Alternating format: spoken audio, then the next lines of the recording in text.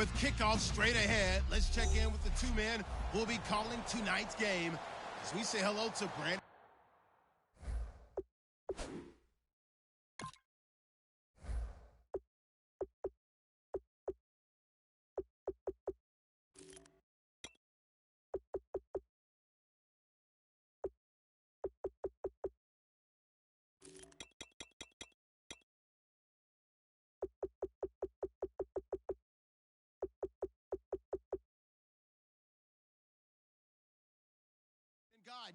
And Charles Davis.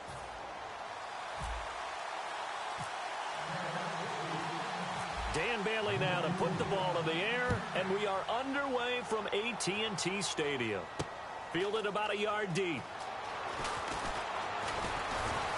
And a good return as he'll be stopped just shy of the 30-yard line. Illegal block in the back. Return team. Automatic first down.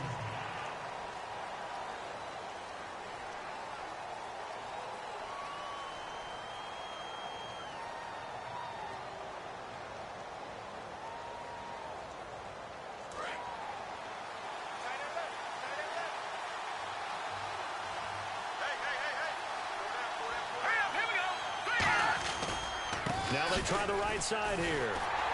And he is going to lose yardage here. It's a loss of 4 there, bringing up second down. Doesn't matter who you're rooting for in this game. The effort of the man with the football, getting away from one and trying to turn forward and get some yardage, I really liked what he did there.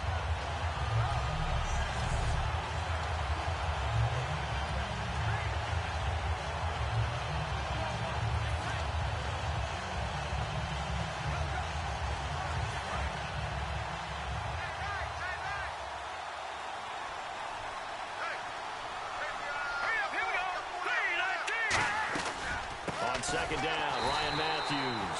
And he's going to lose yardage here back to the 14-yard line. It's a loss of 2, now third down. 2 plays in a row, the defense won, stacking up the running game. They've got to feel good about themselves, but something has to be in the back of their minds. Are we being set up for something big? They've got to be careful. And I don't think this is the script they had in mind for their opening drive. This is third and long.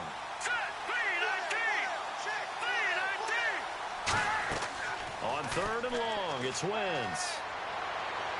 And he hits his man, Matthews. 20, 10, 5, touchdown, Philadelphia. Jordan Matthews taking it in. And the Eagles have taken the early lead. Not a bad way to start it. And I think that was part of their script, because so many teams script their opening possessions.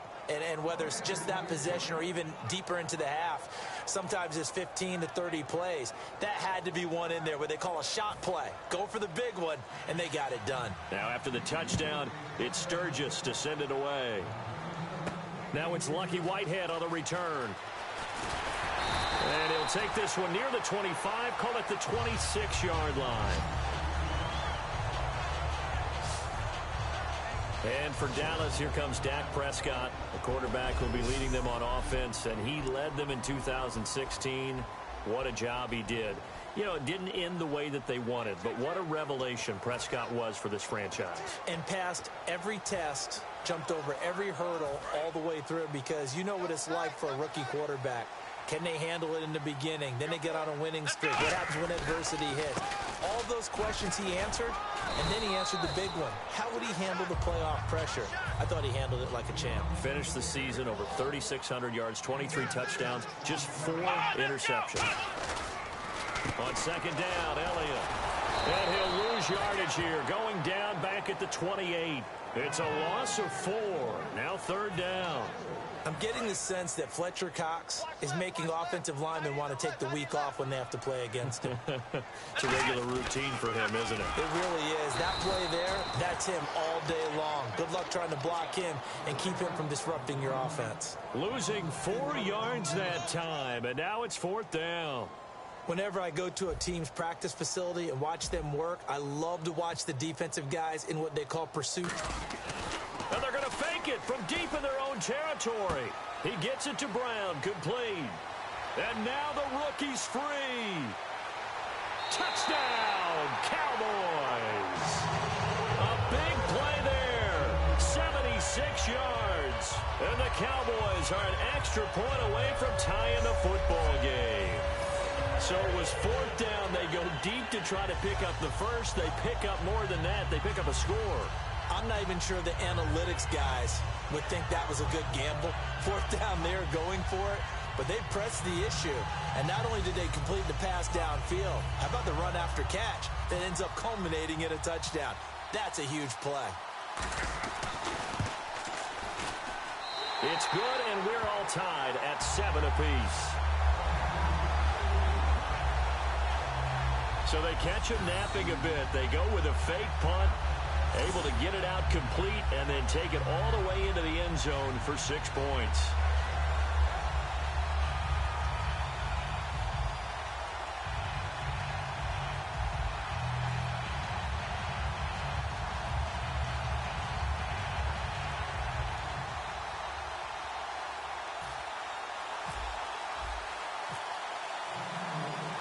So we're right back where we started, all even as the kick's away. This is fielded a couple yards deep.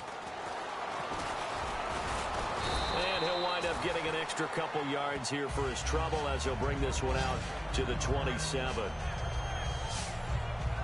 Carson Wentz going to lead Philadelphia under center in this game, and they finished the year 7-9. Carson Wentz, 379 completions, most ever for a rookie passer.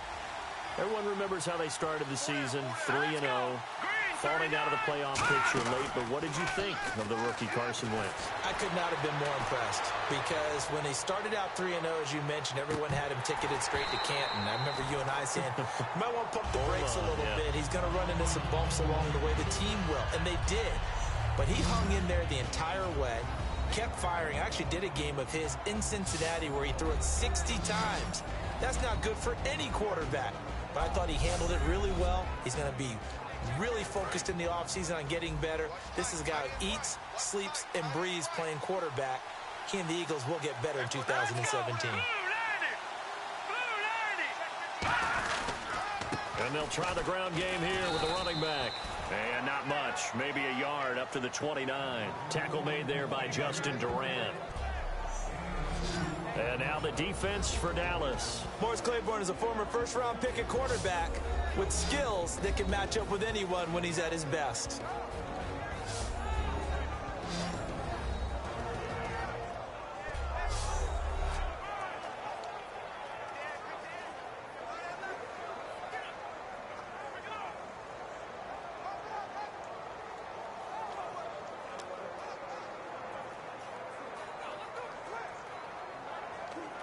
So second down was a run play. Now let's see what they do on third.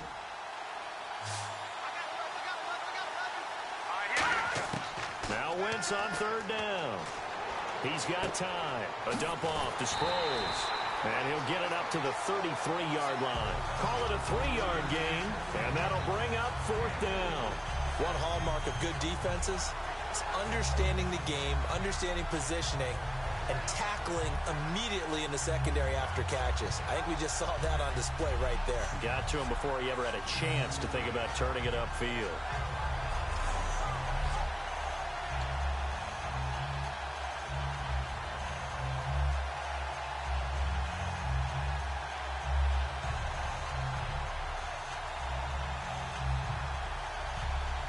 So on fourth down, the Eagles will call on the left foot of Donnie Jones to punt it away. Lucky Whitehead back deep for Dallas.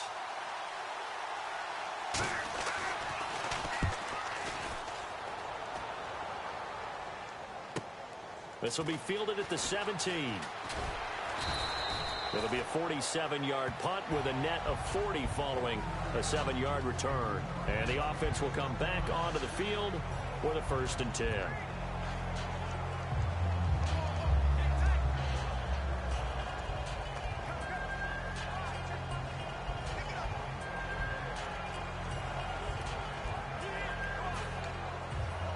Here's the Dallas offense now heading back out onto the field. And that recipe on their last drive that resulted in a touchdown looked pretty good, so they'll be hoping to do that once more. And it takes me back to when we sat with the offensive coordinator and the head coach. They felt pretty good about their game plan and thought there were some holes in the defense, and they exploited them the last time out. Let's see if they can come back and put together a similar drive. And we'll see if they can do just that.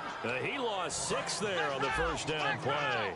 When I watch plays like that, I give a lot of thanks that my DNA did not make me an offensive tackle, because that is a very difficult job, to hold your block against a really good defensive end and hang on to it so your runner can get to the edge and do it without holding. The ball comes out, but this will get out of bounds, so possession will stay the same. Now I have to admit, partner, that I've often thought that I don't like this rule, where the offensive player fumbles the ball, it goes out of bounds, and they get to keep it. That's just because you're a defensive guy. That's why you don't like it. Yeah, you're right. It is a slanted view, isn't it? But this is where, for the offensive team, the sideline is their friend. Usually it's not their friend. Yeah, exactly right. I actually played for a guy in college, Miami sideline, and use him well. And he'll be taken down, but not before he gets into enemy territory.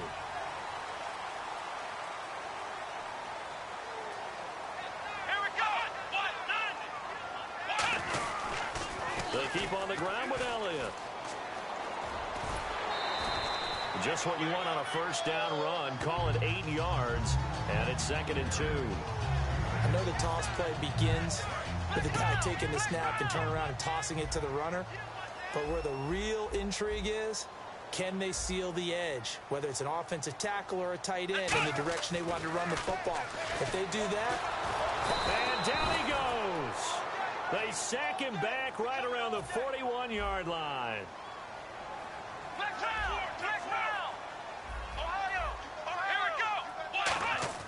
Here's Prescott.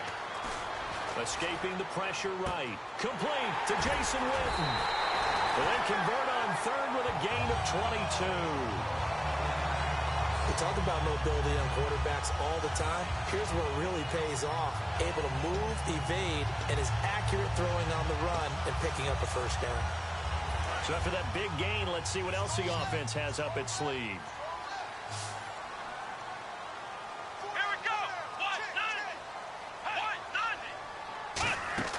From the red zone now, Prescott. On the left side, he finds Beasley. And he'll take it into the end zone for a Cowboy touchdown.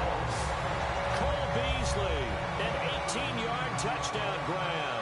And the Cowboys have taken the lead. As a former DB, you might not like to see that, but from a wide receiver's perspective, those are the plays they dream of. Correct on both counts, all right? Because once he took off, I mean, let's face it, that should have been done in Big Sky Country. Aren't any speed limits out there? And off he went. Glad I wasn't the one trying to chase him.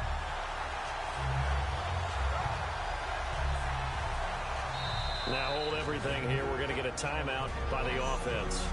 They'll have 2 remaining as we step aside here in this first quarter.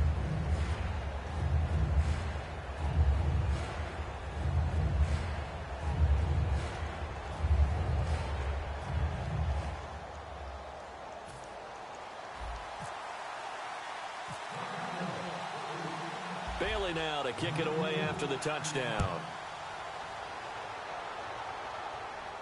This is fielded a couple yards deep. And he'll take it up past the 25 to the 26-yard line.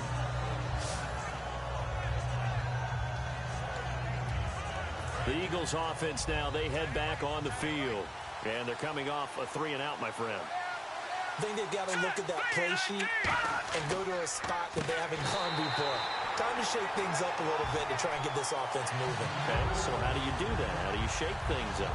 You look at what you called before, realize it hasn't worked Go to so something well, else. and maybe try and find one of those special plays from one of your better players, and maybe try and hit something big and get things going in the excitement area.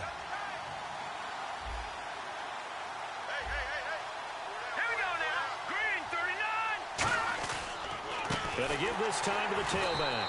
And he stopped immediately there. And they'll lose a yard that time, and that's going to lead to a 3rd down. Trying to get one more in here before the quarter breaks. Back live with Charles Davis. I'm Brandon Gaudin. It's the Eagles with the ball here to begin quarter number 2. They do, however, have a tough 3rd and long coming up. Play action to Sproles. Wentz surveying the field. He's going to loft it deep right sideline. And that one incomplete. Had some position but couldn't hold on, and it brings up 4th down. And when all else fails as a defender, when you're not there in the coverage, your best friend is exactly what we saw there. A big play shot taken by the offense. Unfortunately, it ended in a big drop.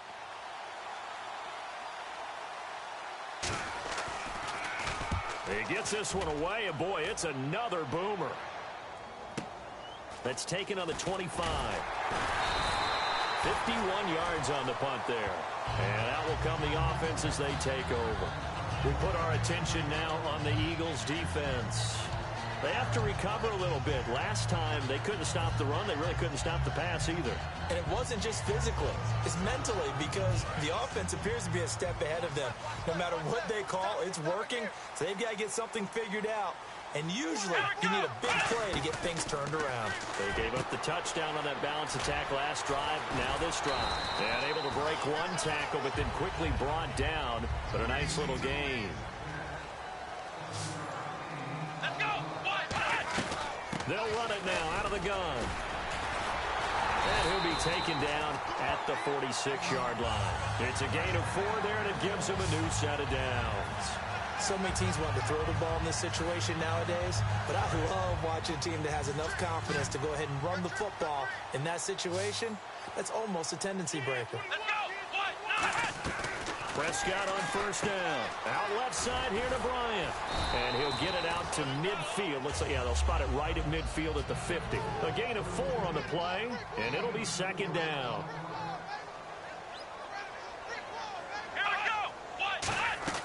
Prescott now from the 50. Throw right side, complete to Williams.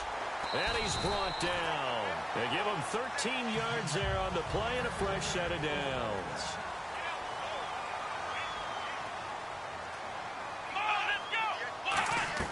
Prescott looks to throw on 1st. Bryant has it.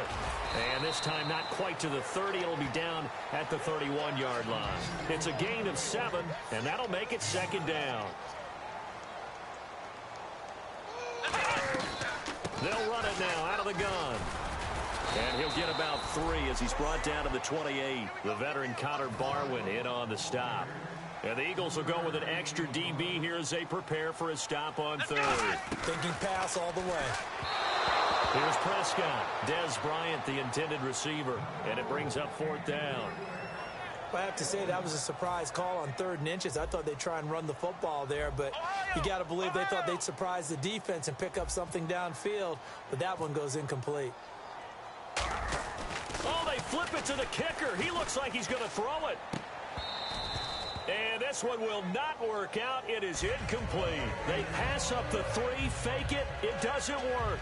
Okay, partner, you ready for Brandon's off-the-wall stat question of the week here? Well, is that any different than any other time we talk? No, it's not. But Chris Hogan yes. and Julio Jones actually had the exact same numbers in the conference title games. 9 catches, 180 yards, 2 touchdowns. Who did it better? Wow. That's a great question. Listen, the easy trade answer is they both did it so exceptionally well, you just called a tie. But I'm not breaking the accepting tie. that. Yeah. I'm breaking the tie. Julio Jones did it better. That short slant where he ended up running over 2 or 3 people and taking it to the end zone, that was the clincher right there. Julio Jones did it a little bit better than Chris Hogan. Give him 6 yards on the carry. It's going to be 3rd and 3 now. And that looked like some pretty easy yardage there.